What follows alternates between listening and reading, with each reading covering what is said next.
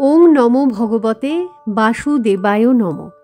জয় শ্রীকৃষ্ণ, জয় রাধে রাধে। আজ 26 নভেম্বর, 10ই অগ্রহায়ণ, মঙ্গলবার।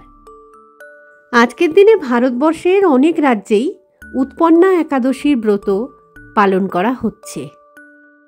বৃন্দাবনে যেমন আজকে এই ব্রত পালিত হচ্ছে, তেমন কিন্তু গুজরাট এবং উত্তরপ্রদেশের মানুষজনও আজকেই এই ব্রত পালন করছেন। তবে কিন্তু পশ্চিমবঙ্গ, আসাম আর ত্রিপুরার মানুষজন এই ব্রত পালন করবেন আগামীকাল, মানে 27 নভেম্বর, বুধবার। বলা হয় যে সমস্ত একাদশী কিন্তু ভগবান বিষ্ণুকে সমর্পণ করা হয়। তার আশীর্বাদ লাভের জন্য এবং নারায়ণের সন্তুষ্টির জন্যই সমস্ত ভক্তরা ভক্তি ভরে এই একাদশীর ব্রত পালন করে থাকেন। প্রতি মাসেরই শুক্লপক্ষ এবং কৃষ্ণপক্ষের একাদশী তিথির কিন্তু আলাদা মাহাত্ম্য থাকে। আসলে এই বিশেষ দিনটিকে ভগবান বিষ্ণুর উপাসনা করার জন্যই উৎসর্গ করা হয়। মার্গশীর্ষ মাসের কৃষ্ণপক্ষের এই একাদশী তিথিতেই পালিত হয় উৎপন্না একাদশী। ধর্মীয় বিশ্বাস অনুসারে এই দিনেই দেবী একাদশীর উৎপত্তি হয়েছিল। এই উৎপন্না একাদশীর দিন ভগবান বিষ্ণুর আরাধনা এবং উপবাস করলে পুণ্য ফল লাভ করা যায় এবং এই ব্রত পালনকারীর সম্পূর্ণ মনোবাঞ্ছাও পূর্ণ হয়। আজ এই ভিডিওতে আমরা একটু না হয় শ্রবণ করে নিই উৎপন্না একাদশীর ব্রত কথা। যারা এই ব্রত পালন করতে পারবেন তারা তো ঠিকই আছে, আর যারা কোনো কারণে হয়তো পালন করতে পারবেন না ব্রত, তারা দিনের কোনো এক সময় এই ব্রত কথাটুকুনি শুনে নিয়ে ভগবান শ্রী হরি বিষ্ণু এবং মা লক্ষ্মীর উদ্দেশ্যে একটা প্রদীপ না হয় জ্বালিয়ে দেবেন। মনে করা হয় যে ভক্তি ভরে এই ব্রত কথা শ্রবণ করলেও অনেকখানি পুণ্যফল অর্জন করা যায়। তাহলে আমি এবার শুরু করছি উৎপন্না একাদশীর ব্রত কথা। জয় শ্রীকৃষ্ণ, রাধে রাধে। অর্জুন শ্রীকৃষ্ণকে প্রশ্ন করলেন, হে দেব, অগ্রহায়ণের পুণ্য প্রদায়ী কৃষ্ণপক্ষের একাদশী তিথিকে কেন উৎপন্না বলা হয় এবং কি জন্যেই বা এই একাদশী পরম পবিত্র এবং দেবতাদেরও অত্যন্ত প্রিয়, তা আমি জানতে ইচ্ছে করি। কৃপা করে তা আমার নিকট বর্ণনা করুন। শ্রী ভগবান বললেন, হে অর্জুন, পূর্বের সত্যযুগে মূর নামে এক দানব ছিল। অদ্ভুত আকৃতি বিশিষ্ট সে দানবের স্বভাব ছিল অত্যন্ত কোপন। সে দেবতাদেরও ভয়ের কারণ হয়ে দাঁড়িয়েছিল। যুদ্ধের দেবতাদের, এমনকি স্বর্গরাজ ইন্দ্রকে পর্যন্ত পরাজিত করে স্বর্গ থেকে বিতাড়িত করেছিল। এইভাবে দেবতারা স্বর্গচ্যুত হয়ে পৃথিবীতে বিচরণ করতে বাধ্য হয়েছিলেন। তখন দেবতারা মহাদেবের কাছে গিয়ে নিজেদের সমস্ত দুঃখ সবিস্তারে জানালেন। শুনে দেবাদিদেব মহাদেব বললেন, হে দেবরাজ, যেখানে শরণাগত বৎসল জগন্নাথ গরুড়ধ্বজ বিরাজ করছেন, তোমরা সেখানে যাও। তিনি আশ্রিতদের পরিত্রাণকারী, তিনি নিশ্চয়ই তোমাদের মঙ্গল বিধান করবেন। দেবাদিদেবের কথা মতো দেবরাজ ইন্দ্র দেবতাদের নিয়ে ক্ষীর সমুদ্রের তীরে গমন করলেন। জলে শায়িত শ্রী বিষ্ণুকে দর্শন করে দেবতারা হাত জোড় করে তার স্তব করতে লাগলেন। স্তুতির মাধ্যমেই নিজ নিজ দৈন্য ও দুঃখের কথা তারা ভগবানকে জানালেন। ইন্দ্রের কথা শুনে ভগবান নারায়ণ বললেন, হে ইন্দ্র, সেই মূর দানব কিরকম, সে কেমন শক্তিশালী সেটা আমায় বলো। ইন্দ্র বললেন, হে ভগবান, প্রাচীনকালে ব্রহ্মবংশে তালজঙ্ঘা নামে এক অতি পরাক্রমী অসুর ছিল। তারই পুত্র সেই মূর অত্যন্ত বলশালী, ভীষণ উৎকট আর দেবতাদেরও ভয় উৎপাদনকারী। সে চন্দ্রাবতী নামে এক পুরীতে বাস করে। স্বর্গ থেকে আমাদের বিতাড়িত করে তার স্বজাতি কাউকে রাজা, আবার কাউকে অন্যান্য দিকপাল রূপে প্রতিষ্ঠিত করে এক অংশে দেবলোক সম্পূর্ণরূপেই অধিকার করে ফেলেছে। তার প্রবল প্রতাপেই আজ আমরা পৃথিবীতে বিচরণ করছি। ইন্দ্রের মুখ থেকে সমস্ত বিবরণ শুনে ভগবান দেবদ্রোহীদের প্রতি অত্যন্ত ক্রোধান্বিত হলেন। তিনি দেবতাদের সঙ্গে গেলেন চন্দ্রাবতী পুরীতে। সেই দৈত্যরাজ নারায়ণকে দর্শন করে পুনঃ পুনঃ গর্জন করতে লাগল।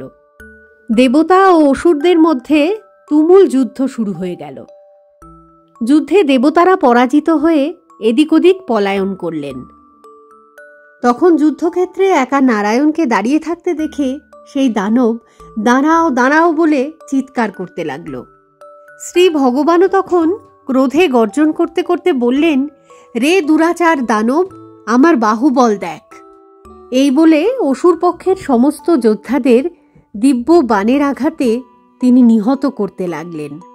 তখন তারা প্রাণ ভয়ে এদিক ওদিক পালাতে লাগল। সেই সময় ভগবান নারায়ণ তার সুদর্শন চক্র দৈত্য সৈন্যদের মধ্যে নিক্ষেপ করলেন।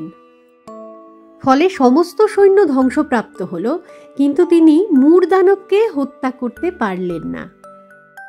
সে অস্ত্রযুদ্ধে নারায়ণকেও পরাজিত করল।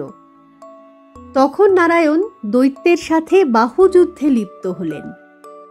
এইভাবে দেবতাদের হিসাবে 1000 বছর যুদ্ধ করেও ভগবান তাকে পরাজিত করতে পারলেন না।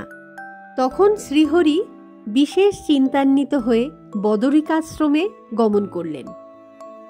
সেখানে সিংহাবতী নামে এক গুহা আছে এবং গুহাটি 1 দ্বার বিশিষ্ট এবং 12 যোজন মানে 86 মাইল জুড়ে বিস্তৃত। ভগবান বিষ্ণু সেই গুহার মধ্যে শয়ন করলেন।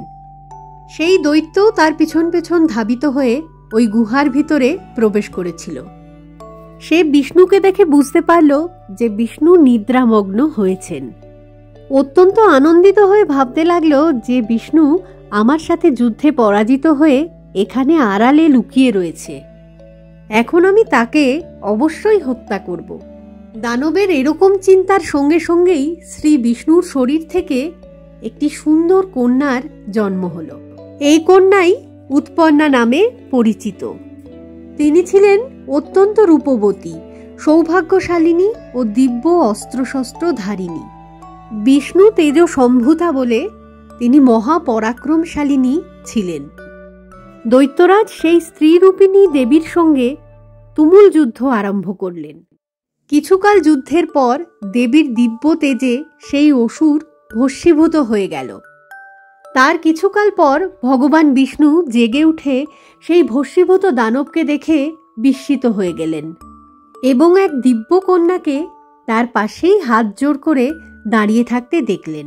বিষ্ণু তাকে জিজ্ঞাসা করলেন, হে পরাক্রান্ত উগ্রমূর্তি, তোমার নাম কি? এই মূঢ় দানবকে কে হত্যা করল? যিনি এই কর্ম করেছেন তিনি নিশ্চয়ই প্রশংসনীয় কর্ম করেছেন। সেই কন্যা বললেন, হে প্রভু, আমি আপনার শরীর থেকেই উৎপন্ন হয়েছি। আপনি যখন ঘুমিয়েছিলেন তখন এই দানব আপনাকে বধ করতে চেয়েছিল। তা দেখে আমি তাকে হত্যা করেছি। হে প্রভু, আপনার কৃপাতেই আমি তাকে বধ করতে সক্ষম হয়েছি। একথা শুনে ভগবান বললেন, আমার পরাশক্তি একাদশীতে তুমি উৎপন্ন হয়েছ, তাই তোমার নাম হবে উৎপন্না একাদশী। আমি এই ত্রিলোকের দেবতা ও ঋষিদের অনেক বর প্রদান করেছি।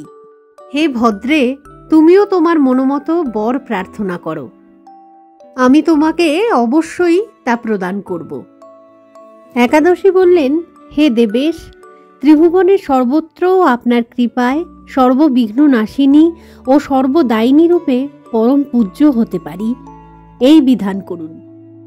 আপনার প্রতি ভক্তি ভরে যারা শ্রদ্ধা সহকারে আমার ব্রত উপবাস করবে তাদের সর্বসিদ্ধি লাভ হবে, এই বর প্রদান করুন। বিষ্ণু বললেন, হে কল্যাণী, তাই হোক। উৎপন্না নামে প্রসিদ্ধ তোমার ব্রত পালনকারীদের সমস্ত ইচ্ছা পূর্ণ হবে।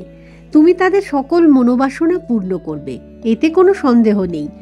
তোমাকে আমার শক্তি বলে মনে করি, তাই তোমার ব্রত পালনকারী সকলেই আমার পুজো করবে। তুমি হরিপ্রিয়া নামে জগতে বিখ্যাত হবে। তুমি ব্রত পালনকারীর শত্রু বিনাশ, পরম গতিদান এবং সর্বসিদ্ধি প্রদান করতে সমর্থ হবে। ভগবান বিষ্ণু এইভাবেই উৎপন্না একাদশীকে বরদান করে অন্তর্হিত হয়ে গেলেন।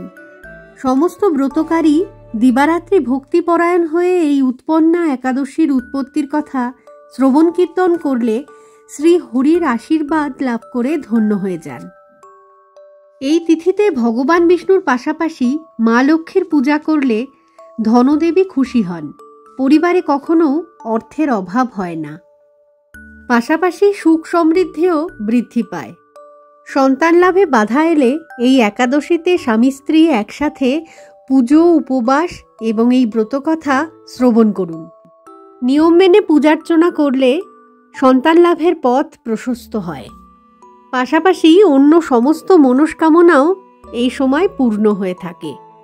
একাদশীর দিন ভগবান বিষ্ণুর পুজো করলে ওং নমো ভগবতে বাসুদেবায় এই মন্ত্রটির যতবার খুশি উচ্চারণ করা যেতে পারে এবং ভগবান শ্রীকৃষ্ণের বীজ মন্ত্র ওং ক্লিং কৃষ্ণায় নমঃ এই মন্ত্রটির 108 বার জপ করা উচিত।